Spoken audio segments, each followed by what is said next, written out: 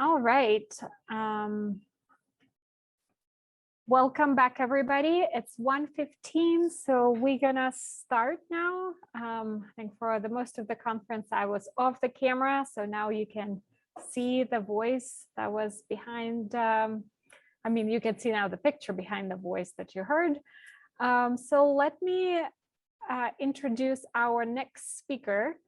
Emily Liu. Emily Liu is a career business coach and career expert at Cultivate, who helps professionals land jobs they love via solution messages. She believes life is too short to not wake up happy on Mondays. Do you guys wake up happy on Mondays?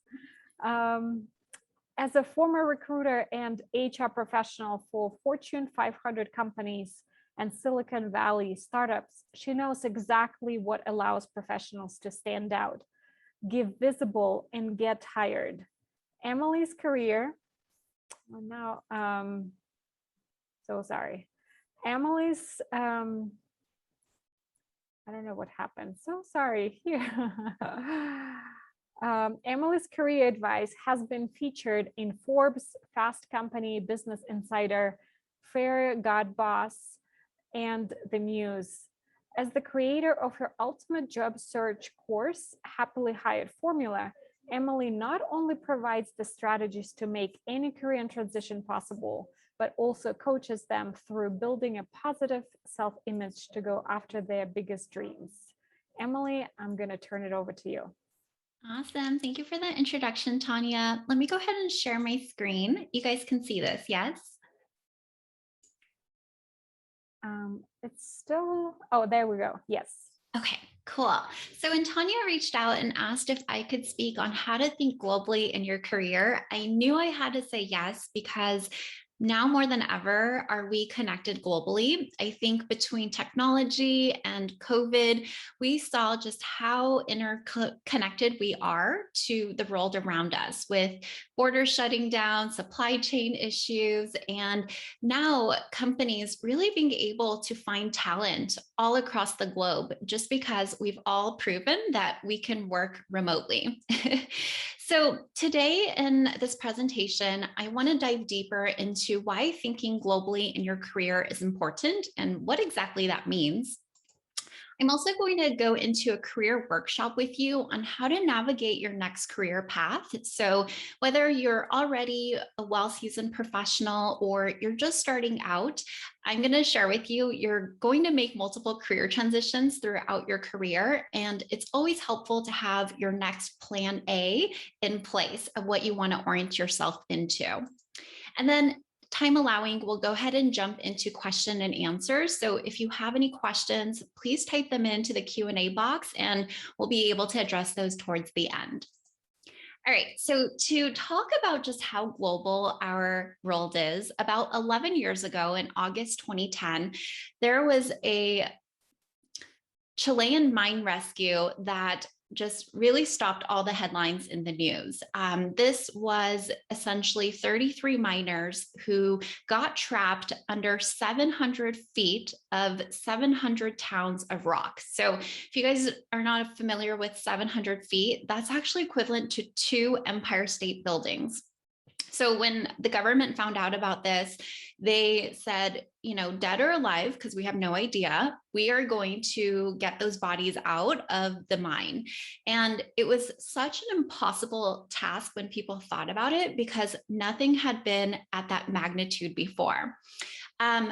Now, where the global aspect comes in is essentially the leadership, how to put together global teams of experts. They really brought together last minute geologists, psychologists, NASA engineers, Navy SEALs, like everybody under the sun of different expertise that could really help brainstorm and map out, how do we get these 33 humans out in time?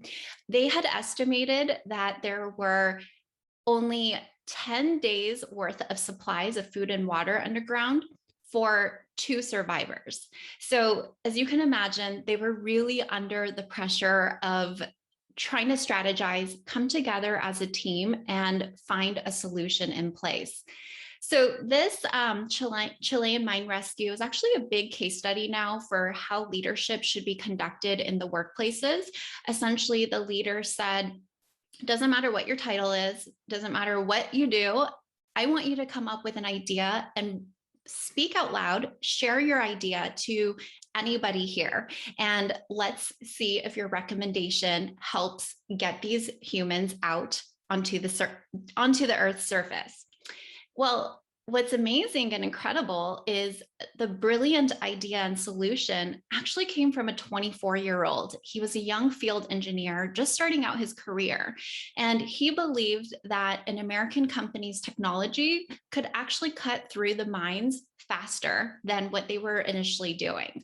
And sure enough, they tested it and it worked. And they credit a lot of this mine rescue as the success of it towards this 24-year-old young field engineer. So I just want to like share that with you, because I know a lot of you are starting out your careers, you're a young professional, but your voice and what you can contribute has nothing to do with age. And that can be seen here. So I want to go over what it means to think globally in your career. I want to share that now more than ever, companies are recognizing the importance of diversity and inclusion and equity in the workplaces, because it's been proven that with diversity, companies can tap into innovation. If you think about it right now, a lot of companies are just doing the status quo. It's just the way things are done. So they've been doing the same process and systems, because if it's not broken, why fix it? But you, as somebody entering a new workforce, even if you're junior in your career, you have so many fresh perspectives to share based on your own experiences and your background and your perceptions of the world. So I want you to know that everything that you've accumulated in your life right now is leading you to being able to provide solutions and innovate for organizations and essentially help them reach more people and make a greater impact on this earth. I'm going to share with you, I was actually thinking about what I was doing at 24. I certainly was not saving humans from underground. I was actually making a company a buttload of money. I, at the time, was a legal recruiter working at a staffing agency, and we ended up landing one of the largest IP litigation cases of Apple versus Samsung, and our client was Apple. Now, Apple had like terabytes and terabytes and terabytes of information and data and emails to go over, but their opposing party was a Korean company. And so they had all of these legal documents, had no idea like how to interpret them. So they wanted to hire as many Korean fluent attorneys as possible. Well, luckily, I actually had grown up with a lot of Korean friends, and I asked, how do I find Korean fluent attorneys? Because this project was so big, the client Apple actually called out 20 other staffing agencies. So everybody had already like posted job descriptions, and we knew in order to get as many candidates or I guess they're employees in this case, to get as many employees, we needed to think outside the box. And so my Korean friends were actually telling me that they go to church and that they could post their job descriptions inside of the churches that they attended. And we were the only staffing agency to do this, but we staffed by far the most attorneys. Like I had moms calling me in the middle of the night saying, my son is an attorney, he can help. So I just want to share again that it doesn't matter what your background is, there's something there that allows you to think differently from anybody else around you. Cross-cultural communication and customs is going to come into play. Again, a lot of companies are very interconnected and related, but also our world is so global. Everybody's crossing different borders. We have different generations that are here in the US alone. And so it's important to understand your colleagues and who it is that you're working with. I'm going to share a quick story. I actually have 2 virtual assistants that are overseas in the Philippines. And what's interesting is I teach people how to negotiate, and they have read through all of my materials and they know exactly how to negotiate, but they've never asked me for a pay raise or anything like that. So I actually approached one of them and I said, you've been with me for a year now. You're doing so phenomenal. I'm wondering if you're ever going to advocate for yourself, because I truly believe in advocating for yourself when you're doing a great job. And she actually said, Emily, it's actually against our customs. Like, it's taught not to like talk about money or ask for more money. Like, we should just be really grateful for an opportunity. And so knowing this, I actually give them intentional raises every 6 months. And I have now kept my VAs on for 3 years, and they actually let go of other clients so that they could just continue to work for me and support me. And, if I could keep them on forever, I would, but I just want to share like how important it is to understand another person's cultures so you can meet them where they're at. Also, even if you work for a US based company, or they don't even have locations outside of the US, chances are they're going to have a very diverse set of customers, clients, and again, your colleagues around you are going to be from different cultures. I want to share recently, I actually got a client who is in Austria, but wants to relocate to Germany or the US or Asia. And so the reason why I'm able to help this client is because I understand and have taken the time to learn about how job searching is done in each of these different countries. And while in the US, you're not supposed to put your date of birth, your citizenship status, your passport photo on your resume, in other parts of the world, you are. So it's just very helpful to understand and meet your clients, your customers, your colleagues, wherever they're at. I also want to emphasize that it's important to think globally in your career, because chances are you're going to be making multiple career transitions. Gone are the days where we stay in one job or one company or organization as an intern, and 30 years later, get a pension package and a golden parachute and a VP title. The actual tenure, the average tenure for jobs now is actually 3 years. So you can imagine that throughout your career lifetime, you're going to be making multiple career transitions. And as you enter new organizations, work with new customers, maybe even relocate to another country, you're going to need to think globally in your career. And then we already highlighted this, but the fact that there's over 10 countries represented and multiple states here just goes to show that technology is connecting us globally more than ever, and it's here to stay. It's just going to continuously to grow and grow. So really quickly, with all that being said, I wanted to introduce myself, that I am a former recruiter that is now a career happiness coach. And my goal is really to help job seekers at no matter what their ages are to find career happiness, because it doesn't make sense that we don't wake up happy doing what we love, because we do spend about a third of our day and lifetime in our careers.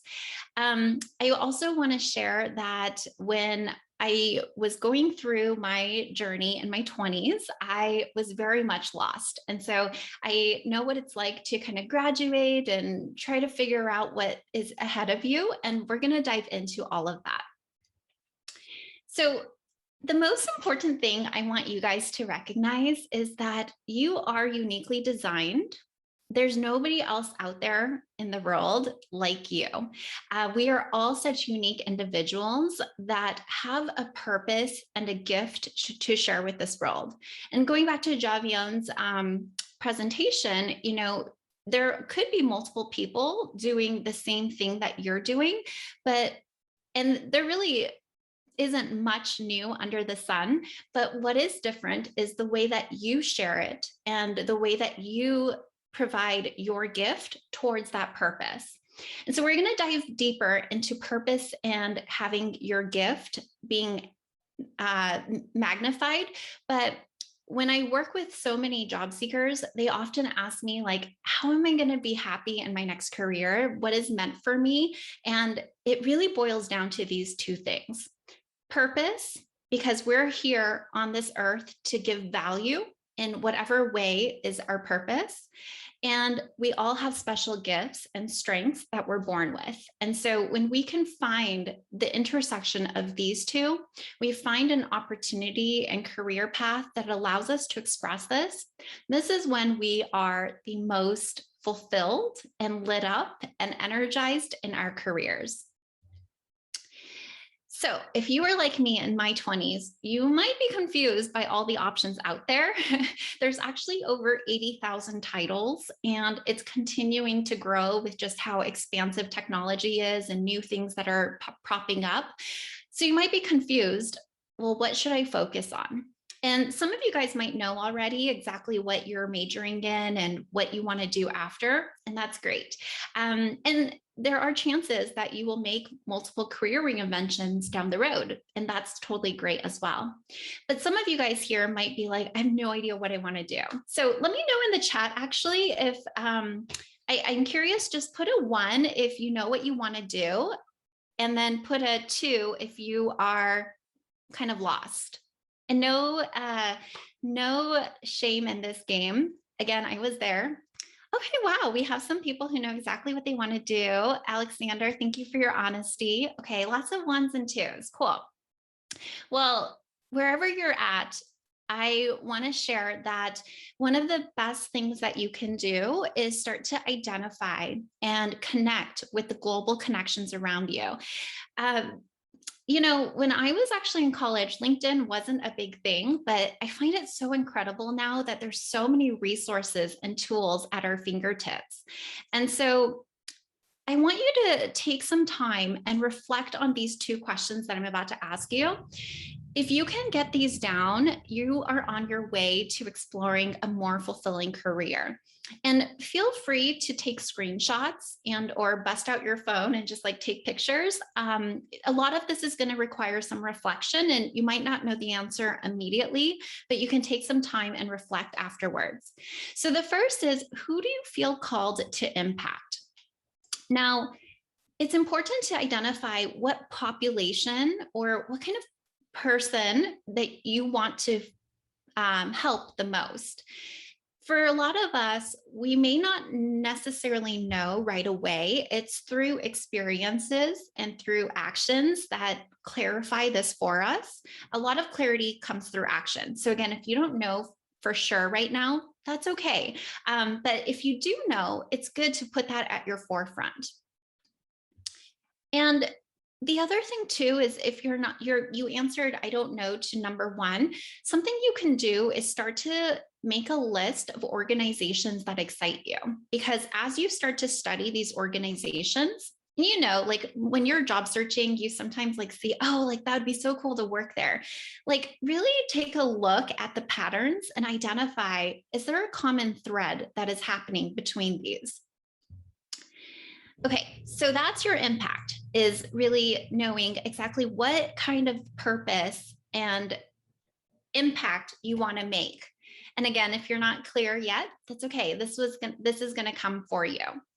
But the second thing that I think is also very important to drill in on is your zone of genius. And I define zone of genius as that lovely intersection between your strengths and what you actually enjoy doing. So if you, for instance, are good at sales, but you don't enjoy it, that wouldn't be a zone of genius, right? If you enjoy drawing, you're not great at it, but you enjoy it, then that really wouldn't fall into your zone of genius. So again, it's something that you're good at, that comes naturally to you, and you enjoy it. I do want to emphasize, when I say when you're good at it, it doesn't mean that you're the best. It doesn't mean that you're an expert. It just comes more naturally to you than it does for most people. And this is kind of where a lot of people get stuck, because when something comes natural to us and it is easy for us, we sometimes discount it because we just assume that everybody else must feel the same way about it. But that's completely not true. So if you're having trouble kind of listing out, and type into the chat if you know what your strengths are, just type in 1 or 2 skills. If you're having trouble identifying one of these, I would love for you to ask anyone who's worked with you on a project or knows you intimately. Just ask them, what do you think I'm good at? And oftentimes others can recognize what we don't necessarily recognize for ourselves right away. Ooh, Evan says creativity. That's a huge one. Yeah. So I also want to share that if you are having trouble with this, you can also narrow down some core skill sets. And we typically all have a primary and a secondary.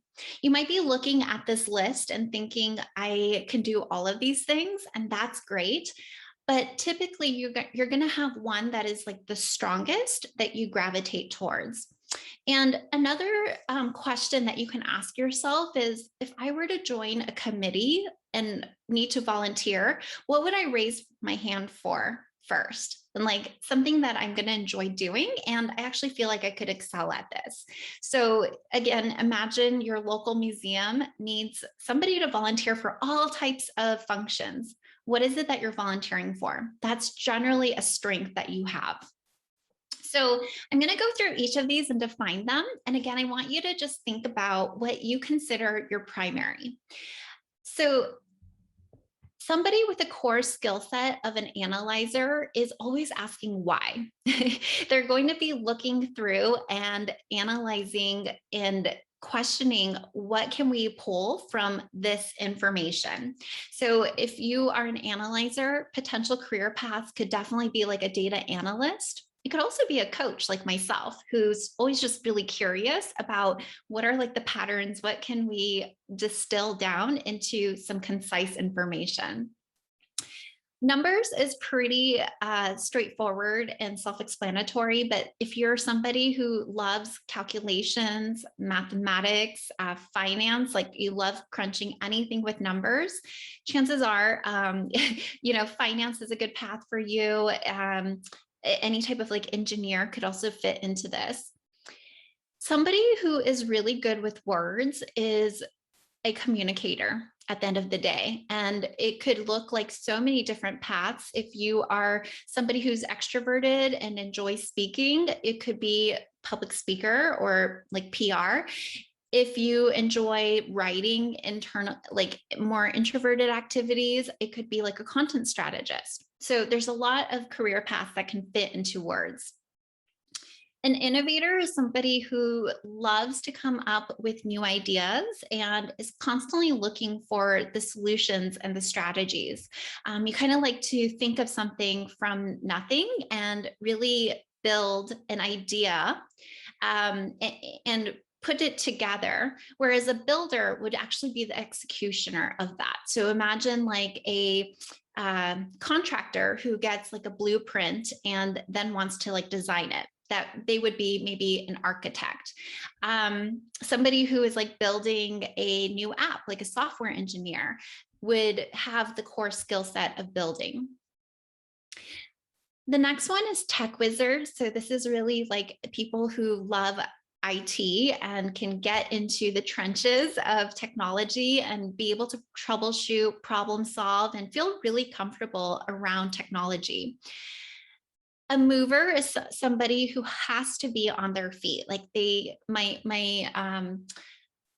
my sister-in-law is a nurse, and she said to me the other day, I don't know how you sit in front of a computer all day for 8 hours a day. Like I cannot do that. So a mover like has to have some physical interaction. And so a mover with a secondary of service, for instance, it could be like a nurse. And service is really, you're always putting other people's needs before yours. You're always thinking, how can I support and help another person? A lot of customer success management type roles fall into service, as do like real estate, for instance, because you want to help another person and get their goals met. Aesthetics would be anybody who has an eye for design and can make anything visually pretty. A lot of times creative roles fall into this as well. My graphic designer put together these beautiful slides. If it were left to me, you guys would be looking at a white canvas. And then coordinator is somebody who's really good at putting together all of the small details and making sure that nothing slips through the cracks. So we're thinking about project management, for instance, event management, event planning. So you're always keeping a pulse on what's happening and ensuring that the small details don't go unnoticed. So again, going back to this, your zone of genius, you have a primary and a secondary. And it's really important to understand, again, what are your strengths that you love utilizing? And when you can put those at the forefront, you can start to identify what kind of contribution, what kind of roles, what kind of careers are going to be aligned with that path. And then going back a slide to your, let me see if I can go backwards. Going back to your impact, again, this is where you go one level deeper and you start to question, okay, now that I have these strengths, I know what kind of, what really lights me up in terms of what I'm doing. Who do I want to do that for? Who do I want to serve? Who do I want to help? So that's kind of like the core of trying to figure out your career fulfillment in the direction to head towards.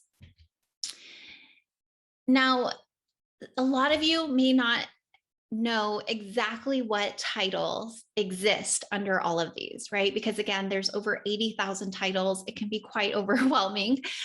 So one of the things that I love to have my clients go through when they're going towards career exploration is leveraging LinkedIn and leveraging their search tabs. So if you are, for instance, knowing that you want to work in nonprofit, you can look at the nonprofits in your area or the nonprofits that you admire. And on any company page or organization page, there's a part here where it says how many employees work there, and you can click on that hyperlink and it'll take you to literally their whole org chart of anybody who's on LinkedIn. And I think what's really powerful is understanding the org chart of organizations and starting to map out what their titles are and what departments they fit under. Now, for companies that have over 100,000 employees, this is going to be a big project, and I do not recommend you map out everyone. I use Nike as an example. In case you want to work for Nike, you think that it'd be really rewarding to help build their mission and their and that industry. You can click on the profile, and what I would recommend is going to the All Filters tab, which is over to the right here. And when you go to all filters, you can actually play around, and you might want to look at people who are local to you and just kind of see what their local office has. Or you can go down to keywords and jump to the title, and you can type in certain words that you know you gravitate towards. So for instance, if you know you want to be in marketing, but you want to know like what kind of marketing is in Nike, you can type in marketing in the title and start to analyze the different jobs and the people. But again, if you're kind of going in there and you're not entirely sure, something I recommend you doing is typing in from the highest level of departments. So it could be like chief executive officer would be one of like the highest, but you could type in chief and just start to see what other leadership positions are at Nike. And then that way you can start to branch out and see like what roles would fit under their department. Another thing you can type in is VP, director, or manager inside of the title. And again, start looking at their org chart of what kind of positions exist inside of Nike's organization. So just as an example, perhaps I'm somebody that identifies with service, and I want to start looking at different roles that would fit under that. When I type in chief, I get this list, and chief architect or VP of engineering would be great for a builder, right? I would start to like analyze and look at that department. But I see here Felicia has chief talent, diversity, and culture officer. Now I might be intrigued. Maybe I don't know exactly what that entails or is. So I'm going to look at Felicia's profile, and I'm going to start looking through her background. I feel like when you can be a detective and start looking at the clues around you and keeping an open curiosity and open mind, you can start to piece together things that feel curious to you, of just like, I didn't know about that before, but that sounds really interesting. I want to go ahead and jot that down and learn more about that. So right now, we're all just kind of in career exploration mode. When I look at her profile, I can see that she has a Bachelor of Arts in Poli-Sci. It looks like she started her career in benefits research. Again, didn't know that was a title, but that's something that could be interesting. I want to learn more about what that looks like. She moved into HR business partner. So now I can be like, oh, okay, like what is an HR business partner? And that's going to open up a new path for me to identify and explore and read about and see if that is something that sounds interesting to me. So as you're going through this exercise of, again, getting clearer on your strengths and what kind of impact you want to make, and starting to get curious about what exists out there, especially in the organizations that I may be interested in joining, the most important thing to do is get silent with yourself. I feel like we live in this day and age where we're just bombarded with consuming. We're constantly hearing new things, getting distracted by like all of the media that's trying to call for our attention. And one of the best things that we can do if we're seeking career clarity or trying to figure out what our next path or action should be is actually just getting silent and doing nothing, but really journaling. And I can't emphasize this enough when you're in your career starting out to tune into your wants versus your shoulds. So a lot of times, for instance, I had a young professional who came to me and said, I think I should go to law school because my family is full of attorneys. Like they have a family practice. That's what they expect of me. But shoulds are actually going to lead you down the wrong path because you're living out somebody else's dreams. And so what you really want to tune into are your wants. When you can say things like, I want to do this, that's a nudge for you that you actually have clarity and that you need to honor and explore that path. You owe that to yourself.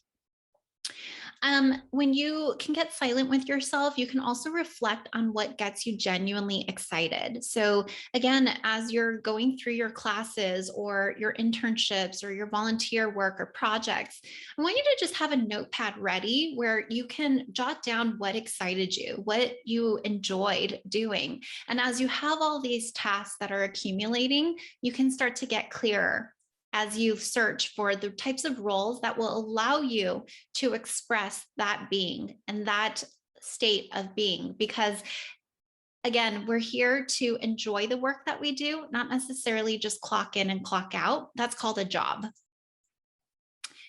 And you want to start noticing the activities that drain versus energize you. So draining would be, and it's not so much like that was really exhausting because I put in so much effort and energy into meeting that deadline. Draining is like when you find yourself doing certain things that should only take you like 5 minutes, but they're taking you 5 hours because you're putting it off so much. And start to make a list of the things that actually energize you, that you jump to do because it genuinely feels exciting to you. So thank you, Tanya. So as you start to put together your list of things that are your wants and your energizing, as you start to get more curious about the different types of career paths that could fall into this, one of the best things I urge you to do is find your tribe, your professional organization of people like that have the similar interest, that want to be in a room together and talk more about this, because there's so many learning opportunities around you. There's so many career opportunities through conversations. So if you don't know of a professional organization right now, you can literally type into Google. For instance, if you're going into nonprofit, you live in New York City, type in nonprofit New York City professional organizations. Every single one of them has a professional organization for like all the jobs functions out there, and you can find your local chapter. Immerse yourself, seek out mentorship, internships, volunteer opportunities. And if you come across people that you genuinely admire, share that genuine appreciation and connect with them, because I can tell you, not enough people get recognition for what it is that they do, and what you share in a genuine manner is going to be very well received. And I can't emphasize this enough. I work with a lot of professionals in their 30s, 40s, and 50s, and they always say, like, I wish I could go back and redo certain parts of my career. You're in the best stage of your career right now to just explore and experiment. So ask for mentorship, build relationships. If you connected with somebody on this panel today, be sure you connect with them and reach out, because this connection that you make could open up new paths for you. And one of the biggest advice that I have for you is to follow up. I was just talking to an attorney who shared that he talks to universities, law schools, every single year. And every single year he invites people to connect with him at the end. And now that he's hiring, his firm is hiring, he says out of 100 people that he's asked to connect with, only 2 people have actually followed up. And those are the people that are getting priority. Emily just wanted to say that we have 5 minutes left. Okay, perfect. Yeah, I'm wrapping up. So just where you might have trouble with all of this is, at least for me, I knew early on, I felt like a nuisance. Like, what do I have to offer? Why would anybody talk to me? I'm a young professional. But I want to share that people are so giving, and people have such great service-minded, service-oriented, like values-based missions. And so while you might feel like a nuisance, you're actually making somebody's day, because giving back and volunteering is something that so many people enjoy, but you got to open yourself up to that. You might feel introverted or shy. I certainly was. And at the same time, I want to share that introverts are just as powerful as extroverts, because you're so good at connecting and really being inquisitive and curious and wanting to have deeper conversations to learn about another person. And that really is the key to starting any relationship or conversation, is to just get curious about another person. We talked about thinking you have nothing to offer. And the last thing that you might have trouble is falling into the I don't know out of fear. Oftentimes when we say I don't know, we have this self-fulfilling prophecy. So we start to like find evidence that we don't know. But I want you to just flip it. So if what you know is what you don't want, then that actually informs you of more clarity of what you do want. So if you're like, I don't want to sit at a desk all day, what that might mean is I want a job that allows me to get out there and meet people, right? So you just want to think about the positive correlation to that. So that I think we're at time. If you guys have questions, certainly let me know. But if you guys are interested in getting more support, I know this was kind of a deep dive crash course. I actually have a sprint, like a free 5-day dream job challenge next week to just learn about the strategies on how to job search. And you can sign up at cultivateyourcareer.com/sprint or connect with me on IG and LinkedIn. Thank you so much, Emily. What a great presentation. I was definitely taking some notes. We do have a question that came up. I think this was during your, when you were sharing the story. So how would you advocate for yourself? What are some tips in order to do this? Oh, that's a great question. To advocate for yourself. Oh, when I was telling about my salary negotiations, Yes. I think one of the most powerful things that we can do is track our wins. Oftentimes we get praise or recognition, or we do something and achieve something, but we just, because we're so goal oriented, we cross it off the list and move on to the next. And so when it comes time for performance evaluations or advocating for yourself, nobody is really going to track your wins because they're so busy tracking their own, which most people forget to do too. So I think the most important thing is have a Google Doc or a folder where you can literally be like, oh, wow, I just got this A+ on this project. Let me file that so I don't forget about it. I just got this praise from my professor who said this about me. Like, let me put that in there. And actually, when you guys start interviewing, this will be so helpful to review before your interviews, because you're going to have those nerves and you're going to be like, there's so many other candidates that have other skills. But when you can review it, it'll put you in the right state of mind. And mindset really is a big aspect and factor to your success. Wow, Emily, you should probably, like, there are so many comments we get in the chat about the presentation. So thank you so much. One more question, if I can fit in that Sure. last minute. What are your tips? So I think we hear so much about networking and connect on LinkedIn and network.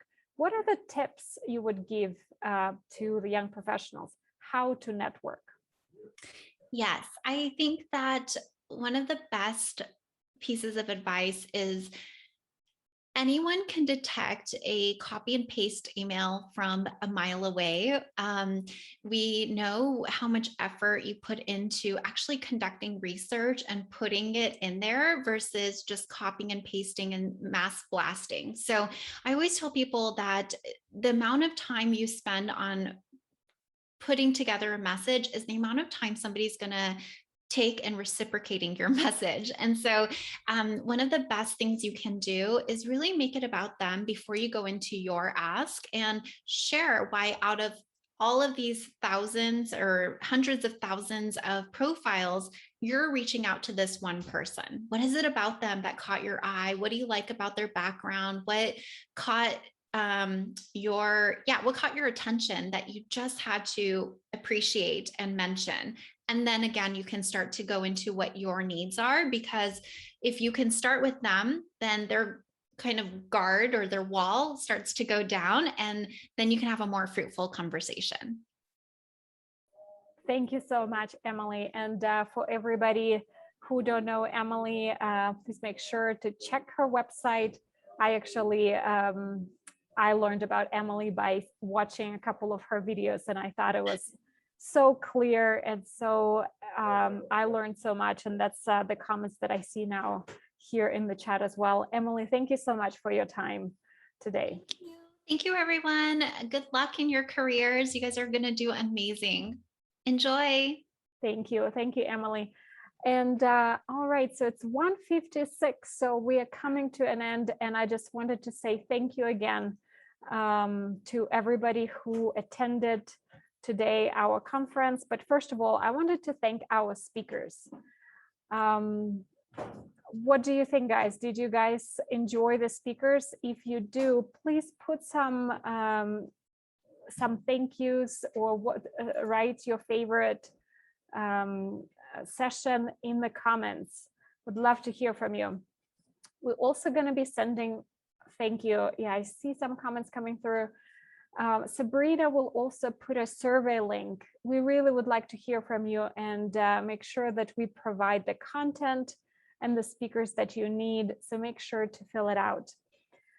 Secondly, I wanted to thank the audience. So again, thank you for your time. Thank you that you were here. Thank you that you were engaging. Thirdly, I wanted to thank our planning committee, Gina Cook, Doug Allen, Karen Friedhoff, Elizabeth, Sabrina Bolton, Evan Prihatko. Thank you so much. And all WTC team, thank you for your support. And with that, I have the last thing I wanted to share. I want to make sure that I mention job opportunities and internships. So we actually at WTC Denver opening application for the internships for spring 2022, which will actually start in January. And we have an opening role right now for our marketing intern. So if this is something you're interested in, please make sure to reach out to us. We'll also send this link so you can read about all the opportunities. We have about 7 roles that you can choose per your liking. Frederick Export. It's an import and export company. So they are looking for quite a few interns and paid employees. So again, this information will be shared with you. So if this is something you're interested in, one of the giveaways is to shadow their closing deal. So we'll send more information on that, and make sure that you join. Bibamba Chocolate Company. They are looking for some seasonal employees and as well as internships as well. And so there are some instructions on how to apply for those as well. And what Emily just mentioned, she's running her 5-day virtual event. It's a Land Your Dream Job. It's a 5-day sprint, and it's free. So you all can just sign up for that and get your career started. With that, I want to thank everybody again, and until the next year, thank you so much.